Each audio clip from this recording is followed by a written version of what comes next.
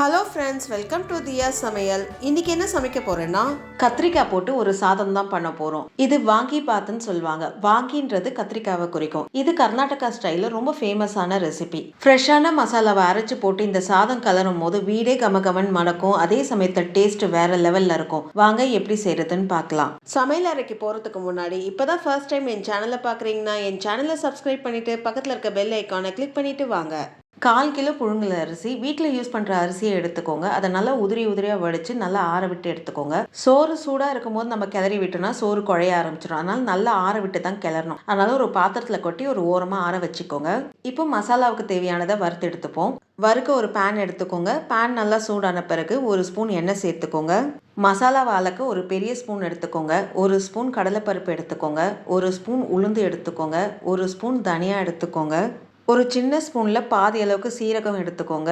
பாதி அளவுக்கு மிளகு எடுத்துக்கோங்க. ஒரு சின்ன ஸ்பூன் அளவுக்கு கருப்பு எள்ளு எடுத்துக்கோங்க. 2 ஏலக்காய் சேர்த்துக்கோங்க. ஒரு சின்ன துண்டு பட்டையை உடச்சி சேர்த்துக்கோங்க. 3 கிராம்பை சேர்த்துக்கோங்க. 4 காஞ்சி மிளகாய் சேர்த்துக்கோங்க. 4 காஷ்மீரி மிளகாய் சேர்த்துக்கோங்க. உங்கள் காரத்துக்கு ஏற்ப கூடவோ குறைவோ சேர்த்துக்கோங்க. 1/4 ஸ்பூன்ல பாதி வெந்தயம் சேர்த்துக்கோங்க. இப்போ லோ ஃப்ளேமில் 1லேருந்து 2 நிமிஷம் எல்லாம் ஒன்று சேர நல்லா வறுத்து விட்டுக்கோங்க. வறுக்க அதோடைய ஃப்ளேவர் நல்லா வெளியில் வரும். அந்த அளவுக்கு வறுத்து விட்டுக்கணும். இந்த மசாலாவுடைய அளவு பார்த்தீங்கன்னா 1/4 கிலோ அரிசிக்கு கரெக்டாக இருக்கும். நீங்கள் எடுக்க போகிற அரிசிக்கு ஏற்ற மாதிரி இந்த மசாலாவுடைய அளவு கூடவோ குறைவோ நீங்கள் எடுத்துக்கலாம். மசாலாவுடைய ஃப்ளேவர் வெளியில் வர அளவுக்கு நல்லா வறுத்து விட்டாச்சு. இப்போ இதில் 2 பத்த தேங்காவை நல்லா துருக்கி சேர்த்துக்கோங்க. தேங்காய் சேர்த்து தேங்காவோடைய ஈரப்பதம் போகிற அளவுக்கு நல்லா வறுத்து விட்டுக்கோங்க. இந்த மசாலா கத்திரிக்காய் சாதத்துக்கு மட்டும் இல்லாமல் நீங்கள் மற்ற காயும் போட்டு நீங்கள் ட்ரை பண்ணி பாருங்கள். செம்ம டேஸ்ட்டாக இருக்கும். அது மட்டும் இல்லாமல் இந்த வறுக்கிறது பொரிக்கிறதுல ஒரு 1/2 ஸ்பூன் சேர்த்து கலரி விட்டிங்கன்னா செம்ம டேஸ்ட்டாக இருக்கும். தேங்காயோடைய ஈரப்பதம் போகிற அளவுக்கு நல்லா வதக்கி விட்டாச்சு. இப்போது இதை நல்லா ஆற விட்டு ஒரு மிக்சி ஜாரில் சேர்த்துக்கோங்க. தண்ணி எதுவும் சேர்க்காம நல்லா ட்ரையாக நல்லா கொரன்னு அரைச்சி எடுத்துக்கோங்க. இந்த அளவுக்கு கொரன்னு அரைச்சி எடுத்துக்கணும். இப்போ இது ஒரு ஓரமாக வச்சுக்கோங்க. 1/4 கிலோ கத்திரிக்காய் எடுத்திருக்கேன். 1/4 கிலோ அரிசிக்கு 1/4 கிலோ கத்திரிக்காய் போட்டால் கரெக்டாக இருக்கும். நீங்கள் எந்த வெரைட்டி கத்திரிக்காய் வேணாலும் எடுத்துக்கலாம். நான் இங்கே வரி கத்திரிக்காய் எடுத்திருக்கேன். கத்திரிக்காவை நீங்கள் நீட்டு வாக்குலையோ இல்லை ஸ்கொயரோ உங்கள் விருப்பத்துக்கு ஏற்ற மாதிரி நீங்கள் எப்படி வேணாலும் கட் பண்ணி சேர்த்துக்கோங்க. ஆனால் கொஞ்சம் பெருசாக கட் பண்ணி சேர்த்துக்கோங்க. நீங்கள் சின்ன பீசஸாக சேர்த்தீங்கன்னா கத்திரிக்காய் ஈஸியாக குழஞ்சிரும். அதனால் கொஞ்சம் பெரிய பீசஸாக கட் பண்ணி சேர்த்துக்கோங்க.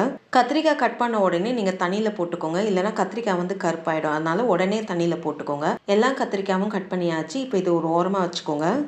இப்போ ஒரு நெல்லிக்காய் சைஸ்க்கு புளி ஒரு சின்ன கிளாஸ் தண்ணி விட்டு நல்லா ஊற விட்டு நல்லா கரைச்சி எடுத்து வச்சுக்கோங்க.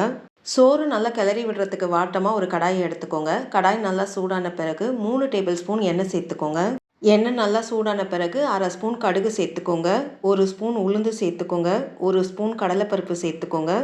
2 ஸ்பூன் வேர்க்கடலை சேர்த்துக்கோங்க. நீங்கள் பச்சை வேர்க்கடலையும் சேர்த்துக்கலாம், இல்லை வறுத்த வேர்க்கடலையும் சேர்த்துக்கலாம். அது உங்கள் விருப்பத்துக்கு ஏற்ற மாதிரி நீங்கள் சேர்த்துக்கோங்க. பச்சை வேர்க்கடலை சேர்த்தா ஒரு 30 செகண்ட் எக்ஸ்ட்ராவாக வறுத்து விட்டுக்கோங்க.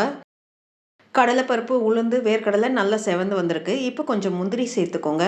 முந்திரி ஆப்ஷனல் தான், தேவைப்பட்டால் சேர்த்துக்கோங்க, இல்லைனா வேண்டாம். முந்திரி லைட்டாக செவந்து வர அளவுக்கு நல்லா வறுத்து விட்டுக்கோங்க.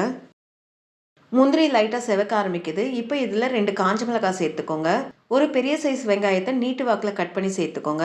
கொஞ்சம் கருவேப்பிலை சேர்த்துக்கோங்க. ஐ ஃப்ளேமில் 1.5லேருந்து 2 நிமிஷம் வெங்காயத்தை நல்லா வதக்கி விடுங்க. ஐ ஃப்ளேமில் வெங்காயத்தை வதக்கி விடுறதுனால வெங்காயம் நல்லா வதங்கியும் வரும். அதே சமயத்தில் நல்லா கிறிஸ்பியாகவும் இருக்கும்.